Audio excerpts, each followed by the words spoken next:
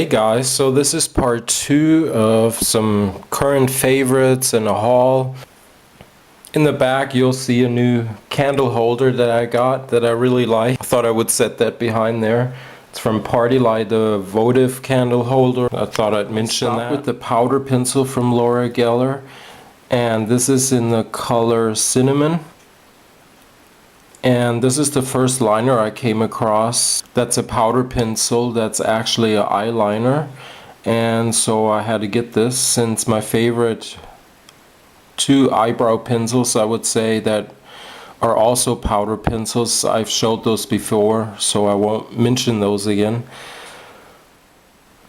But this is how it's made. One side has a smudger, and I always like eyeliners that have a smudger on the end. And like I said, this is in the color Cinnamon. It's a nice powdery pencil. You can blend it out. This does have some copper undertone, some brick undertone, I guess you would say. And I've been meaning to try these. This is the larger than life longwear eyeliner. This is in the color Via Appia.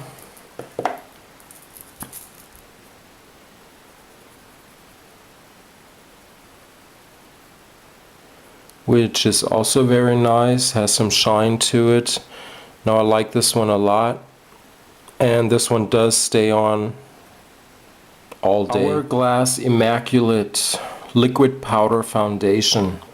When I first seen on the website that they came out with this, I was drooling. I said I have to have this. It's for oily skin. It immediately turns powdery. It is a liquid. And once you put it on and blend it, it automatically turns powdery. Now, my first thought of this, it immediately reminded me, I don't know why, of a BB cream. Now, BB creams, that's another story. I don't like BB creams, but that's just my opinion. I don't see no use in them. If somebody wants a light coverage, use a light coverage foundation, but BB creams, I feel like when using them, I constantly have to look in the mirror. Am I orange? Is it starting to oxidize into a pumpkin color? Or is it turning gray? Or does it look gray? And I don't like that. So I prefer just regular standard foundations. For some reason, not because of the texture, but because of the color. It is quite, all the colors, well, not all the colors, but maybe only with this color, it is orange. So, and especially if you look at your palm of your hands, it doesn't look as extreme orange like it does here right now, but nevertheless still a bit orangey. Now this is the color Sand. Now I do like the ingredients of this. It has a lot of plant extracts for anti-wrinkle purpose. Stays on all day. If you're normal to oily, you have to be careful if you're more on the normal side.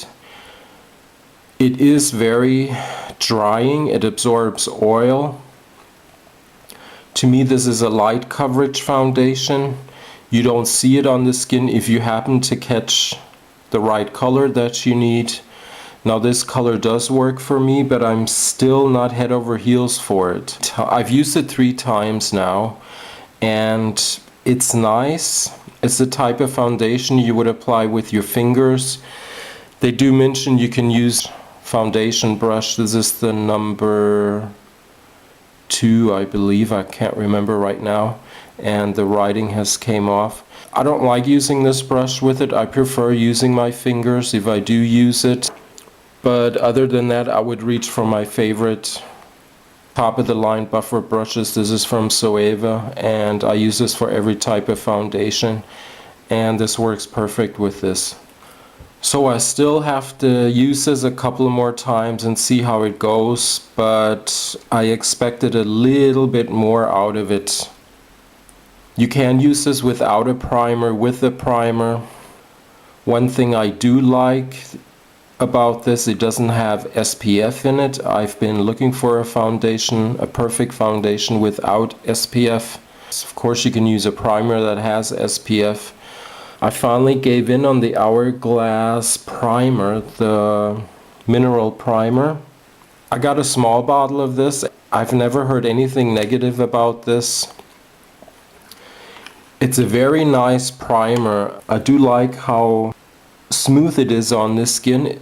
It is still silicone based, so it does have some silicones in it, I think. I'm not sure right now, I didn't read the ingredients, but just the feel of it, I do believe there's some silicones in it. I just don't like primers with silicones in it.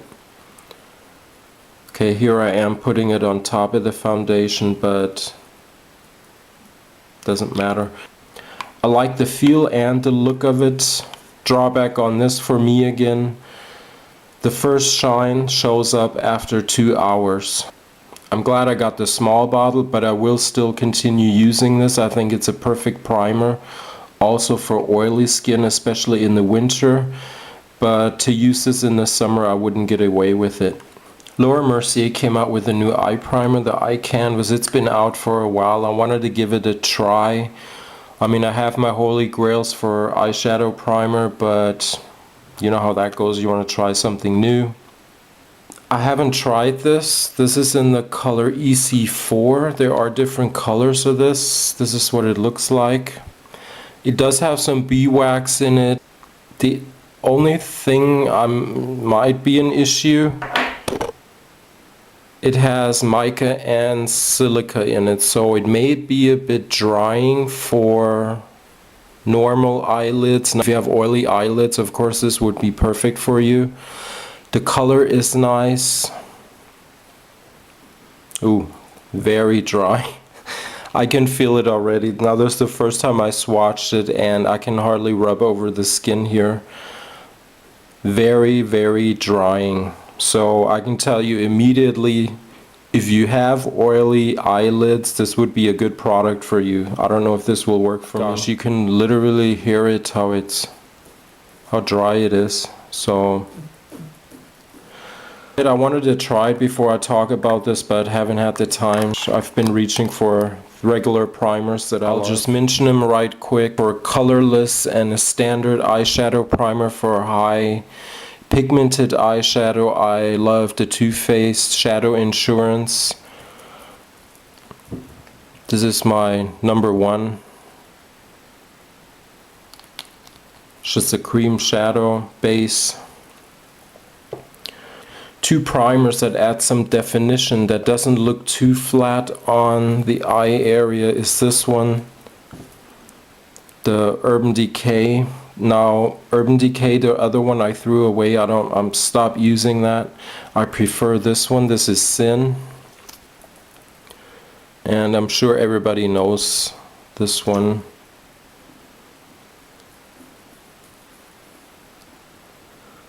This one adds nice definition to the eye area, works with any types of eyeshadow.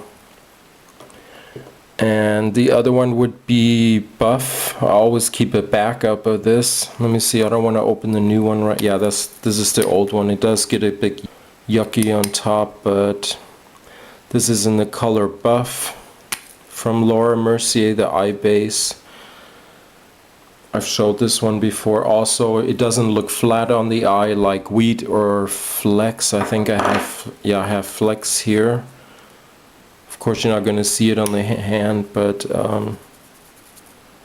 this one just, it's way too flat on the eye. I don't like that. And this one does add some dimension to the eye. So those are my favorite primers. Oh, I got a new Nars brush, and I've been wanting this for a very long time. This is the number 28, and this is perfect for contouring. Yeah, I really love this brush. As with all other Nars brushes, I think Nars brushes are really nice. Like this one, my friend Susie sent this one to me a long time ago, and as you can see, this I use constantly. I love this brush for highlighting, especially a highlighter that is highly pigmented. That's something good to remember. The more pigmented the product is, the less dense brush you would use. Less dense, is that a word? Well, You know what I'm trying to say. And for example, if a highlighter isn't that pigmented, and you can always use a brush that is a lot more dense. So yeah, but I have to say I love this brush. Let me move on to more brushes. I went a bit wacko on some brushes. Some of them I needed, some of them I didn't. Rae Morris came out with some brushes. I do like them, but they're okay brushes. Are they worth the money? I think they're a bit overpriced, but nevertheless I had to have them. As I mentioned, this one is quite dense, so works well with less pigmented blushes or highlighter. And I think these two are really nice. Let me say I love Rae Morris, love her books, I love her work, but I still, to my opinion, I think they're a bit overpriced. These are some of the eye brushes. Now let me show you what I can't stand, and it drives me up the wall with these brushes. These are magnetized, okay? Now, if you like that, fine. I hate it. I can't stand it. It drives me nuts. Whenever using these, because I usually hold more than one brush or stick a brush behind my ear, then use another one. So I'm constantly like using more than one brush, and while holding these, it's just, I don't know, they stick all together. With them being magnetic, it drives me nuts, and you can't. Even now, you see that it gets crazy with them being magnetized. Liner brush. There's a lip brush. This is sort of a chiseled smudger. Bent liner brush. This is a concealer brush. This one's quite pointy and not too wide, so this one's actually nice. I use this one a lot. This is a mascara definer. If you want a tight line from underneath, you can use something like this, and short bristles, so it works really nice. You can get right underneath. And a brow brush, this oval shadow brush, and another precision shader. And I love these precision shaders that are pointy, or like this one that came with the Sigma eyeshadow palette. This is a double-sided one. I don't like double-sided brushes, but I love this brush. I use this constantly. The E45. You can get right into the crease and it just works perfect. Instead of being like flat on the front, you can just blend out and just go along the crease. And it's just a really nice brush. So Sigma came out with some new brushes. This is the Performance Eye Kit. I'll go through these brushes. Now these are really nice. I love these brushes. When I seen that these came out, I had to order them right away. This is the E46. This is a shader brush. These type of brushes are especially nice if you have like really small eyes and it gets into areas with larger brushes you might have some problems with. Really tiny, pointy eyeliner brush. This is the E11. This is a shader crease, and what I like about this one, it's flat. So again, nice for blending out and going along the crease. This is a shader E56, and again, flat. Really nice. Packing eyeshadow on the lid. It works really nice if you want some foiling going on, because it's not too wide. So this is the E56. E17 waterline liner. It's nice to work with for lining. You can use this for eyebrows. E16. So this one basically is just a little bit longer. And so what you would use this for is your waterline. And the last one is E21, and this is a smudger, also nice and flat. So you can really use your shadow if you want a top line, just get a soft look, smudge out the top, smoke it out, and really love this brush. I did forget this one. This is the E36 blending brush. This is the brush I like least from the whole set. It's just a very, very thin, sparse blending brush.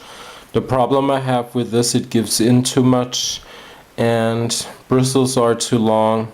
So once you have shadow on here, as you can see even on my hand, the movement of the bristles, you can't blend out with this. Just feathers all out. So this is actually the brush that I like least from this whole set. I also got a couple of more Bobbi Brown brushes. I needed a new blush brush. And I love this one. It's perfect size for blush. No fallout with these. I've always loved Bobbi Brown brushes. This is the foundation brush, and this one Coco actually sent me. And yeah, I like this one too, does the job. Coco also sent me a couple of more brushes, and this one is from Confidential. Bit of a pointed blush. I washed this one and I didn't lay it down properly, so now it's a bit crooked, but still a nice brush. This is a pointed foundation brush.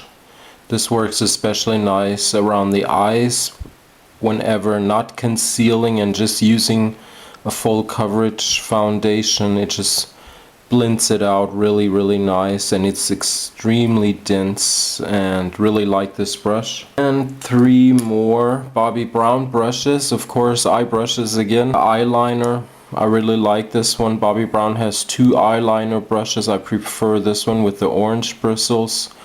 The eye definer for eyebrows, and the angled eyeshadow. These angled ones I really like also. You can just go sideways along the top lash line and just work upwards along the crease, and the longer bristles of course obviously go right into the crease, and it blends it out really nice.